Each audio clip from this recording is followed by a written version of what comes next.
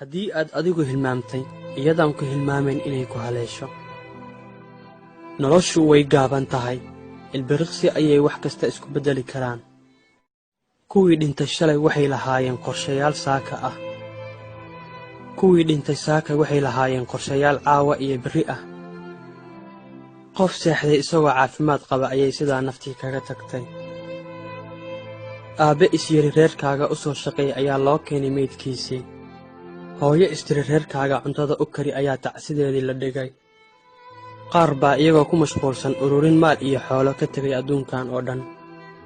Qaar baa laga qaaday iyagoo quraan akhrisanaya. Qaar baa geeriyooday iyagoo ku sugan masaajid iyo makaan fiican. Qaar bay kaga boodday iyadoo ku sugan meel xun iyo munkar. Qaar baa iyagoo ciyaar iyo baashaal ku jira malakalmood soo dul istaagay. Iminka oo aad neefsanayso adigoo nool, qof ayaa qaatay neeftiisii u dambaysay oo adduunka ka tegay. Marnaba dib ha u dhiganin inaad Alle u noqoto, dambi dhaafna weydiisato, samaysato camal wanaagsan, tukato salaada, badiso ducada, akhrisato quraanka, ka fogaata xumaan kasta noocay tahay, mid yar iyo mid weynba. Ilaahay subxaanahu wa tacaala tawfiiqda hana waafajiyo, mar haddaan nolosha lagu waareen, Alle subxaanahu wa tacaala ha inoogu khatimo khaatimo khayr qabta. Fariintan gaarsiiya walaalaha muslimiinta, subscribe kanaalka. Wassalaamu calaykum.